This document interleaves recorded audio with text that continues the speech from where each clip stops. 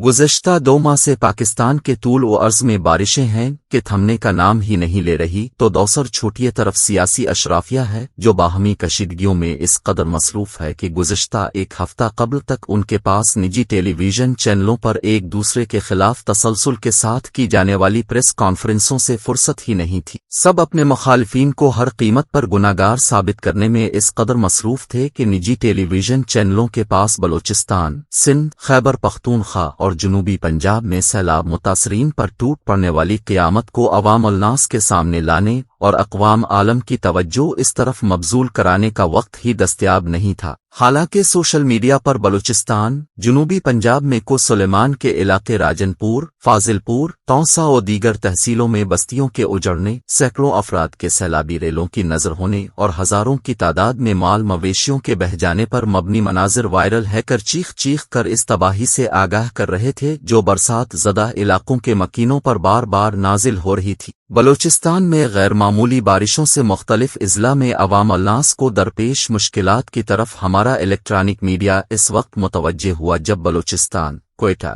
میں 12 کور کے command lieutenant general سرفراز علی اپنے ساتھی فوجی افسران میجر جنرل امجد حنیف ڈی جی پاکستان کو سٹل گارڈ، سی انجینئرز 12 کو بلڈر محمد خالد، ہیلی کاپٹر کے پائلٹ میجر سعید احمد، معاون پائلٹ محمد طلحہ منان اور کرو چیف نائک مدثر فیاض کے ہیلی کاپٹر کو لسبیلا کے قریب حادثہ پیش آیا۔ لیفٹیننٹ جنرل سرفراز بلوچستان میں بارشوں سے ہونے والی تباہیوں کی بدولت سیلاب متاثرین کی دادرسی اور ان کے لیے پاک فوج کی طرف سے جاری امدادی سرگرمیوں کا جائزہ لینے کے لیے بذات خود دورے پر تھے۔ وہ مختلف اضلاع میں ہیلی کاپٹر کے ذریعے فضائی جائزہ کے بعد سیلاب متاثرین کے لیے بنائے گئے ریلیف کیمپوں کے قریب اترتے، لوگوں کو یقین دلاتے کہ پاک فوج مشکل کی اس گھڑی میں انہیں تنہا نہیں چھوڑے گی۔ وہ متاثرین سے ان کی تکالیف دریافت کرتے اور موقع پر ہی ان کی دادرسی کے لیے ہدایات جاری کرتے۔ اپنی اس روٹین کے مطابق لیفٹیننٹ جنرل سرفراز علی 1 اگست کو جب لسبیلا کے قریب اترے تو واپسی پر پرواز کے فوری بعد حد نگاہ کم ہونے اور موسم کی خرابی کی وجہ سے ان کا ہیلی کاپٹر حادثے کا شکار ہو گیا۔ لیفٹیننٹ سرفراز علی سمیت ہیلی کاپٹر پر سوار تمام فوجی افسران موقع پر شہید ہو گئے۔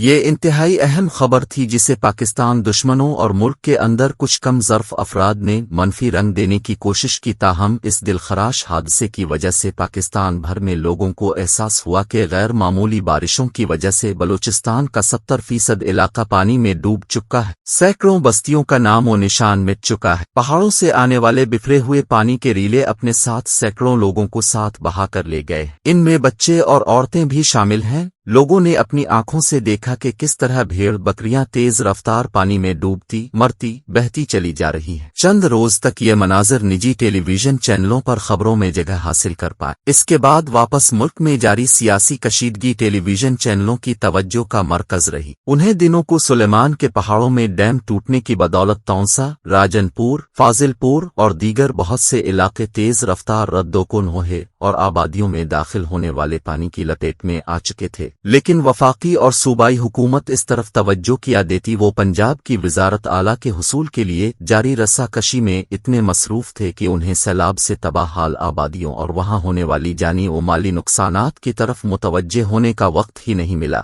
بعد ازاں بارشوں نے سندھ کے وسطی علاقوں کا رخ کیا۔ کراچی کو غیر معمولی بارشوں نے ویسے ہی گھر سمجھ لیا تھا، بس برسے ہی چلی جا رہی تھیں۔ پھر وسطی سندھ کو بھی بارشوں نے لپیٹ میں لے لیا۔ خیبر پختونخوا میں طوفانی بارشوں کی بدولت پہاڑوں سے آنے والے پانی کے سامنے بہت سے رابطہ پل ریت کی دیوار ثابت ہوئے۔ لینڈ سلائیڈنگ نے بہت سے سڑکوں پر آمد و رفت کو ناممکن بنا دیا۔ وقت تیزی سے گزرتا رہا تو ساتھ ہی غیر معمولی برسات کی بدولت بلوچستان، سندھ، جنوبی پنجاب اور کے پی کے میں تباہیوں کا سلسلہ بھی جاری رہا، اور اب ہفتہ 10 روز قبل اچانک سیاسی اشرافیہ اور ہمارے حکمرانوں کو خیال آیا کہ سیلاب زدہ علاقوں میں ان ووٹروں کی خیر خبر لی جائے جہاں سے وہ منتخب ہے کر اقتدار کے ایوانوں تک پہنچتے ہیں، اور یوں ان کے گلشن کا کاروبار چلتا ہے۔ غالباً یہاں بھی ان کی دلچسپی سیلاب زدہ عوام نہیں بلکہ اپنی سیاست تھی، لیکن جب وہ متوجہ ہوئے تو بہت دیر ہو چکی تھی۔ پہلے ان کا خیال تھا کہ حالیہ سیلاب بھی ماضی میں آنے والے ان سیلابوں کی طرح ہے جس میں دریا سیلاب کی وجہ بنتے ہیں۔ بھارت سے چھوڑا گیا پانی بھی دراوہے کی قریبی آبادیوں اور کھیت کھلیانوں کو نقصان پہنچانے کا سبب بنتا ہے، لیکن حالیہ سیلاب کی وجہ سے غیر معمولی بارشیں تھیں جس نے ملک کے طول و عرض میں 60% رقبے کو اپنی لپیٹ میں لے کر وہاں سب کچھ تہس نہس کر دیا۔ بلوچستان، سندھ اور جنوبی پنجاب میں کو سلیمان کے علاقوں میں بے گھر ہونے والے خاندانوں کی تعداد اس قدر زیادہ ہے کہ ان کے لیے کم از کم 20 لاکھ کے خیمے درکار۔ اوپر سے چند ہفتوں بعد رات کے وقت درجہ حرارت گرنا شروع ہو جائے گا۔ کھلے آسمان تلے دن کے وقت گرمی اور حبس الگ سے تکلیف دہ ہو گئی۔ مختلف طرح کی بیماریاں حملہ آور ہوں گی، خوراک اور کپڑوں کی ضرورت ہوگی، جبکہ حکومتوں کی طرف سے فی الحال امداد کے لیے صرف دعوے اور متاثرہ علاقوں میں سیلاب زدگان کی مشکلات کے حل کے لیے نعروں کے علاوہ کچھ نہیں ہو رہا، چونکہ ہم دنیا کو پاکستان میں غیر معمولی بارشوں اور سیلاب سے ہونے والی تباہ کاریوں سے متعلق آگاہ کرنے میں ناکام رہے، اسی لیے ابھی تک بیرونی امداد نہیں مل پائی۔ اوپر سے ملک کے اندر بڑھتی ہوئی سیاسی تقسیم ہے۔ ہماری برسر اقتدار سیاسی اشرافیہ کا مزاج ہے کہ وہ